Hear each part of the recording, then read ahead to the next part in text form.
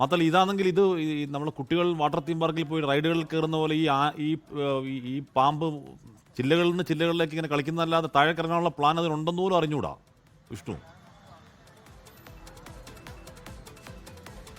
താഴേക്കിറങ്ങാനുള്ള സാധ്യത നിലവിലില്ല. കാരണം അത് വളരെ തണൽ ലഭിക്കുന്ന ഒരു പ്രദേശത്താണ് ഇരിക്കുന്നത്. ഇപ്പോൾ ഇവിടുത്തെ സ്നേക്ക് റെസ്ക്യൂറും അതിന്റെ എക്സ്പേർട്സുമായി സംസാരിക്കുമ്പോൾ അവർ വ്യക്തമാക്കുന്നത് ഈ വെയിൽ അതിന്റെ നേരെ, അതായത് സൂര്യൻ അതിന്റെ നേരെ എത്തുമ്പോൾ അതിൽ കൂടുതൽ ശക്തമായി വെയിലടിക്കുകയും പിന്നീട് അത് താഴത്തെ കൊമ്പിലേക്ക് തണൽ തേടി ഇറങ്ങി വരും. അങ്ങനെയാണ് ഇതിന്റെ ഒരു രീതി എന്നാണ് ഇവിടുത്തെ സ്നേക്ക് റെസ്ക്യൂർ അടക്കമുള്ള ആളുകൾ പറയുന്നത്. അങ്ങനെയെങ്കിൽ താഴെ കൊമ്പിലേക്ക് എത്തിക്കഴിഞ്ഞാൽ അതിനെ റെസ്ക്യൂ ചെയ്യാൻ പറ്റും. ഇപ്പോൾ മുകളിലേക്ക് കയറി അതിനെ റെസ്ക്യൂ ചെയ്യുന്നത് ഒരല്പം ഡേഞ്ചറാണ്. കാരണം അതിന്റെ ഏറ്റവും ഇതൊരു വലിയ മരമാണ്. അതിന്റെ ഏറ്റവും മുകളിലത്തെ കൊമ്പിലാണ്, അതിന്റെ ഏറ്റവും അറ്റത്തെ പ്രദേശത്താണ് ഈ മലമ്പാമ്പ് ഇപ്പോൾ ഇരിക്കുന്നത്. അതുകൊണ്ട് ആ മുകളിലേക്ക് കയറി അതിനെ റെസ്ക്യൂ ചെയ്യാനായിട്ട് ഇപ്പോൾ പോസിബിൾ അല്ല. അതുകൊണ്ട് പാമ്പ് കൂടി വിചാരിച്ചാൽ മാത്രമേ ഇതിന്റെ റെസ്ക്യൂ ഓപ്പറേഷൻ പൂർണ്ണമാകുകയുള്ളൂ. അതിപ്പോഴും വളരെ ആക്റ്റീവായി അവിടെ നിൽക്കുന്നത് നമുക്ക് ദൃശ്യങ്ങളിലൊക്കെ കാണാമെന്ന് തോന്നുന്നു. അത് മറ്റ് കൊമ്പുകളിലേക്ക്, നേരത്തെ നമ്മളിവിടെ എത്തുന്ന ഘട്ടത്തിൽ അത് കുറച്ചുകൂടി താഴെ കൊമ്പിലാണ് ഇരുന്നത്. ഇപ്പോൾ അവിടെ നിന്ന് അങ്ങോട്ടേക്ക് മാറി മറ്റൊരു പ്രദേശത്തേക്ക് മാറുന്നുണ്ട്. ഇതിന്റെ തൊട്ടപ്പുറത്ത് KSEBയുടെ ഓഫീസുണ്ട്. നേരത്തെ ഒരു ഘട്ടത്തിൽ ഇവിടുന്ന് ആളുകൾ പറഞ്ഞു അതിന്റെ ഗ്രിപ്പ് നഷ്ടപ്പെടുകയും അത് താഴെ കൊമ്പിലേക്ക് വീഴുകയൊക്കെ ചെയ്തിരുന്നതെന്ന്.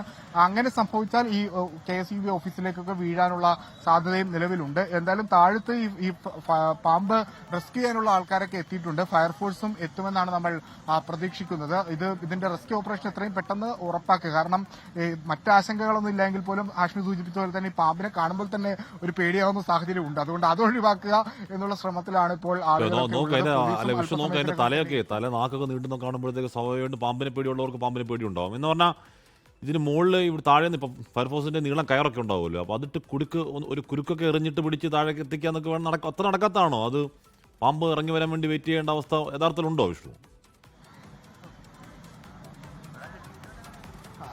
കാശ്മീർ അത് പോസിബിൾ അല്ല എന്നാണ് സ്നേക്ക് റെസ്ക്യൂവർ പറയുന്നത്. കാരണം ഇതിന്റെ ഏറ്റവും അറ്റത്തെ ബലമില്ലാത്ത ഒരു കൊമ്പിലാണ് നിലവിൽ ഈ പാമ്പ് ഇരിക്കുന്നത്. അപ്പൊ അങ്ങോട്ടേക്ക് പൂർണ്ണമായും ഇത് വലിയൊരു മരമാണ്.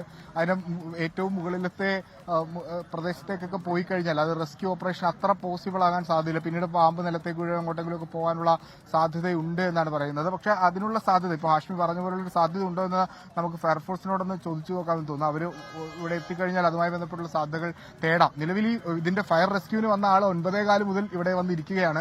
ഈ പാമ്പിനെ കണ്ട ശേഷം അപ്പോൾ തന്നെ അദ്ദേഹത്തെ വിവരം അറിയിക്കുക. അദ്ദേഹം ഇവിടെ ഏകദേശം ഒരു മണി 11:30 ആവുന്നു. അപ്പോൾ ആ സമയം വരെ അദ്ദേഹം ഇവിടെ ഇരിക്കുകയാണ്. ഇതുവരെ ഫയർഫോഴ്സ് ഇങ്ങോട്ടേക്ക് എത്തിയിട്ടില്ല. ഫയർഫോഴ്സ് എത്തുമെന്നാണ് പറഞ്ഞിട്ടുള്ളത്. എത്തിക്കഴിഞ്ഞാൽ അതിന്റെ റെസ്ക്യൂ ഓപ്പറേഷൻ പെട്ടെന്ന് നടക്കും. നഗരമധ്യത്തിലാണ്. ആളുകൾക്കെല്ലാം വലിയ കൗതുകമുണ്ട്. അതോടൊപ്പം തന്നെ ഇതിനെ കാണുന്നതിന്റെ ഒരു ആശങ്കയും ആളുകൾക്കുണ്ട്. ഹാഷ്മി, അപ്പോൾ എന്തായാലും 9:30 ആ ചേട്ടൻ വന്നതാണ്. ചേട്ടൻ ഭക്ഷണം കഴിച്ചിട്ടില്ലെങ്കിൽ ഉറപ്പായിട്ടും ബ്രേക്ക്ഫാസ്റ്റ് ഒക്കെ കഴിച്ചിട്ട് വരാൻ പോകും. കാര്യം എന്തായാലും ഇപ്പോൾ ഉടനെ ഒന്നും ഇറങ്ങാനുള്ള പ്ലാൻ അതിലില്ല. കാര്യം അതിന്റെ ഒരു ജില്ലകളിൽ നിന്ന് മറു ജില്ലകളിലേക്ക് ഒരു കൗതുകത്തിലെ പെരുമ്പാമ്പ് അങ്ങനെ എഴിഞ്ഞ് കളിക്കുകയാണ്. കാക്കകൾ ഒരുപാടൊന്നുമില്ല. സാധാരണ നമ്മൾ ദൃശ്യങ്ങൾ കാണുന്ന ഈ ആത്മഹത്യ ചെയ്യാൻ മരത്തിന് മുകളിൽ കയറുന്നവരെ അനുനയിപ്പിച്ച് താഴെ ഇറക്കുക എന്നൊക്കെയുള്ള പരിപാടിയുണ്ട്. ഇതിപ്പോൾ അനുനയിപ്പിച്ചിറക്കാനും പറ്റത്തില്ല, പാമ്പാണല്ലോ. ലോകത്തെവിടെയായാലും ഏത് സമയത്തും 24 വാർത്തകളും ഓഗ്മെന്റഡ് റിയാലിറ്റി പാക്കേജുകളും എക്സ്പ്ലെയിനറുകളും വിശദമായി കാണാൻ ഞങ്ങളുടെ YouTube ചാനൽ നിങ്ങൾക്ക് സബ്സ്ക്രൈബ് ചെയ്യാം.